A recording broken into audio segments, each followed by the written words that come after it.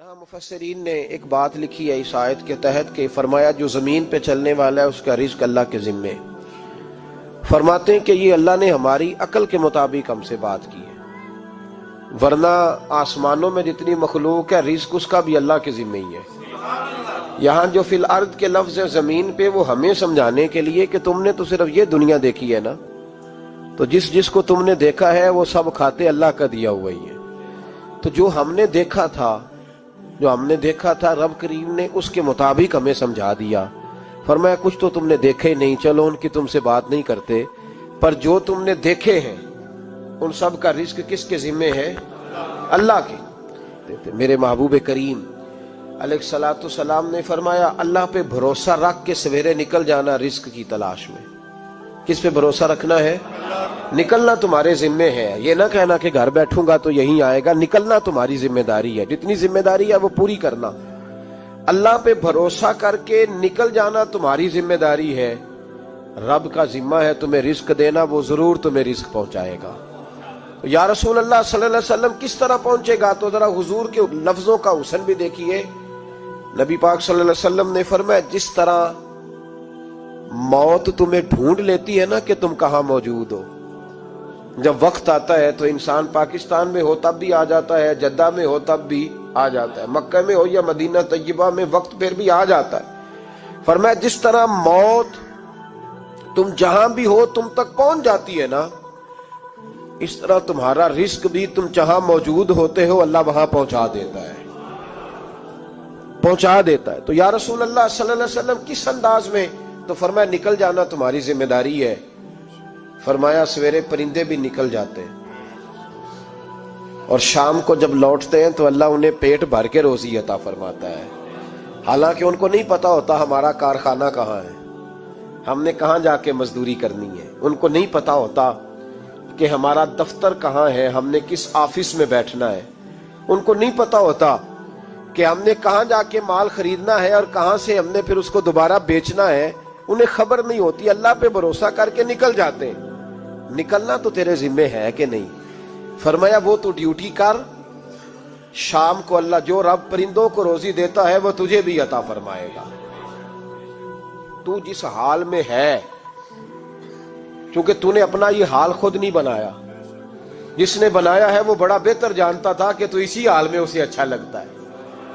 تو اسے اسی حال میں، ایک بزرگ تھے تو ان کی طبیعت بڑی علیل ہو گئی، بیمار ہو گئے، تو اللہ نے آزمائش دی تو کیڑے پڑ گئے وجود میں. ایک کیڑا یہاں سے کھا رہا تھا، اللہ والے بڑے راضی رہتے ہیں اس کی رضا پہ. تو کیڑا یہاں کھا رہا تھا تو نیچے گر گیا، تو بابا جی نے اٹھا کے پھر وہاں رکھ لیا. کہنے لگے جب اس نے تیری ڈیوٹی مجھے کھانے کی لگائی ہے تو میں اس بات پہ راضی ہوں، تو نیچے کیوں گرتا ہے؟ بس ٹھیک ہے کھا، جب اس نے تجھے ڈیوٹی جو تیری لگائی ہے. سالبہ بن عبد الرحمن ایک صحابی تھے، سالبہ غالباً نبی پاک صلی اللہ علیہ وسلم کی خدمت میں آئے. کہنے لگے یا رسول اللہ صلی اللہ علیہ وسلم غربت بڑی ہے، میرے لیے دعا کریں اللہ زیادہ مال دے. تو محبوب صلی اللہ علیہ وسلم نے فرمایا تو جس حال میں اچھا ہے وہ تیرے لیے بہتر ہے، جس میں تو ہے وہی حال تیرے لیے. مشکل ہے نا یہ جواب سننا. یا رسول اللہ صلی اللہ علیہ وسلم دعا کر دے. تو محبوب نے کیا فرمایا؟ فرمایا تو جس حال میں ہے نا وہ حال تیرے لیے بہتر ہے، اسی میں رہ. کہ نہیں حضور دعا کریں. فرمایا سالبہ تو باز آ جا. حضور دعا کریں. فرمایا تو باز آ جا. 2-3 دفعہ کا ضد کی.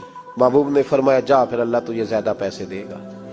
چند بکریاں خریدی، اتنی برکت ہوئی کہ بکریوں کے ریوڑ بن گئے. پھر کچھ بکریاں بیچ کے گائے خرید لی، ان کے بھی ریوڑ ہو گئے. پھر کچھ اونٹنیاں لے لی، ریوڑ ہی ریوڑ. پہلے 5 وقت مسجد میں آتے تھے، اب فجر اور عشاء رہ گئی. پھر مال زیادہ ہوا تو مدینے شہر میں کوئی جگہ ہی نہیں، مدینے سے باہر حویلی خریدی، پھر جمعہ ہی رہ گیا. جمعے کے جمعے آتے. زکوٰۃ کا حکم آیا. میرے نبی کریم علیہ السلام نے حضرت ابو ہریرہ کو بھیجا. فرمایا جا اسے کہہ تیری زکوٰۃ بنتی ہے 2.5%. تو سالبہ کے پاس حضور نے پیغام بھیجا. پہلے تو کہا تیرے لیے بہتر نہیں مال. جب اصرار کیا تو بڑی برکت ہو گئی، بڑا آیا تو فرمایا زکوٰۃ دے. 2.5% زکوٰۃ ہے. اب جب سوچا کہ 5 اونٹوں پہ ایک بکری جائے گی اور بڑا سارا مجھے دینا پڑے گا، اب جب غور کیا تو یہ تو نہ کہا کہ میں نہیں دیتا، حضرت ابو ہریرہ سے کہنے لگے نبی کریم علیہ السلام کی خدمت میں عرض کرنا کہ میں خود آؤں گا۔ حضرت ابو ہریرہ نے آ کے عرض کی یا رسول اللہ صلی اللہ تعالی علیہ وسلم، حضور وہ کہتے تھے میں خود آؤں گا، تو کہتے ہیں محبوب نے ٹھنڈی سانس لی، فرمایا اسے کہا تھا کہ تیرے لیے مال بہتر نہیں، اب ہلاک ہو گیا، ہائے افسوس ہلاک ہو گیا۔ ان کو بھی تھوڑی دیر کے بعد احساس ہوا کہ یہ میں نے کیا کیا، نبی پاک کو ہی کہہ دیا نہیں ہے، حضور کو کہہ دیا بعد میں آؤں گا۔ اب دوڑے آئے، عرض کی حضور میں سارا کچھ لے کے آیا ہوں، قبول کر لیں۔ محبوب نے فرمایا گویا بلال حبشی کی خشک کھجور بھی قبول ہے، اور صہیب رومی ایک اٹی بان کی لائے تو وہ بھی قبول ہے، اور عمار بن یاسر اور مصعب بن عمیر اگر 2 دینار دے جائیں اور کوئی پرانا جوڑا کسی سپاہی کے لیے چھوڑ جائے تو وہ بھی قبول ہے، لیکن تو اپنا لاکھوں لے کے چلا جا، تیرا کوئی نہیں قبول، معاف کر دیں۔ فرمایا جا معاف کیا، پر پیسے لے کے نہ آنا۔ اگلے سال پھر آئے، بندے ہوئے ہاتھ ہے، محبوبہ میں دولت کا کیا کروں گا، آگ لگانی ہے، قبول کر لیں۔ فرمایا تو لے جا، تیرا نہیں قبول، گرا جو ان کی نگاہ سے وہ سنبھل نہیں سکتا۔ حضور نے وصال ظاہری کیا تو جناب صدیق اکبر کے پاس آئے، لاکھوں کا مال، ابو بکر قبول کر لو، تو جناب صدیق اکبر کہنے لگے اس کا کر لوں جس کا نبی نے نہیں کیا، چل جا کوئی نہیں چاہیے۔ حضرت عمر کے زمانے میں قحط پڑ گیا، بارشیں نہیں ہوتی، غلہ نہیں ملتا، حالات خراب ہیں، مالی طور پہ بحران آ گیا، غربتیں، مجبوریاں، تکلیفیں، آ کے روئے عمر میرا قبول کر لو، مجھے معافی تو مل گئی تھی نا۔ فرمایا معافی اپنی جگہ پہ، پر جس کا مصطفیٰ نے قبول نہیں کیا۔ بہت سارے لوگوں کو پتہ ہی نہیں کہ ان کا قبول ہی نہیں ہوا، اور وہ الجھے ہوئے، انہیں خبر ہی نہیں کہ اصل بات کیا ہے۔ فرمایا جس کا مصطفیٰ کریم نے قبول نہیں کیا، اب ہیرے اور جواہرات بھی لے کے آئے تو بھوکے مریں گے، پر اس کا قبول، اس بات پہ راضی رہو جس حال میں اللہ نے رکھا ہوا ہے، اس حال میں راضی رہو۔ یہ جو مصیبت ہے نا دیکھنی کہ وہ بھی میرے پاس، تمہیں کیا پتا، کبھی پوچھ تو صحیح اس سے وہ کس مصیبت کا شکار ہے، جو مالی طور پہ بڑا امیر ہے، تو اس کی طرف دیکھ کے اپنا دل برا کرتا ہے۔ بس جس حال میں رب نے رکھا ہے اس حال میں رہ۔ حضرت عثمان غنی کے زمانے میں تو وہ وصال کر گئے، لیکن بھائی تو جس حال میں تیرا رب تجھے رکھتا ہے اس حال میں رہ، تیری مالی پریشانیاں ختم ہو جائیں گی۔ امام شافعی فرماتے ہیں جن گھروں میں لوگ فجر کی نماز کے وقت سوئے ہوتے ہیں ان گھروں میں رزق نہیں آتا۔ آپ فرماتے ہیں فجر کا وقت اللہ کے دینے کا وقت ہے، اس وقت اللہ بانٹتا ہے۔ حضور صلی اللہ علیہ وسلم کا فرمان ہے نا حدیث میں کہ تہجد کے وقت اللہ پہلے آسمان پہ نزول اجلال فرماتا ہے جو اس کی شان کے لائق ہے تہجد کے وقت، اور وہ کہتا ہے مانگو میں تمہیں عطا کروں گا۔ لینے کی باری آئے تو بندہ سمیٹ سماڑ کے اندر گھس جائے۔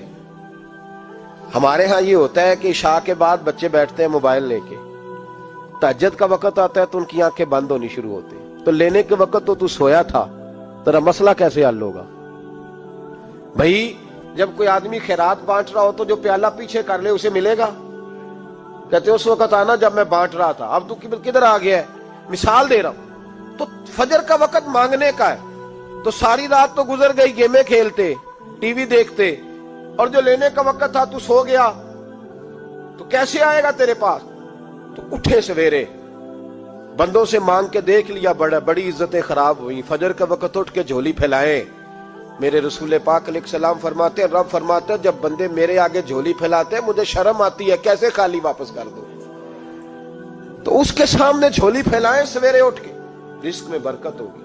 اور پھر ایک اور بات، 5ویں بات، رزق میں تنگی اس وقت ہوتی ہے جب ہم مال غلط جگہ پہ خرچ کرتے ہیں۔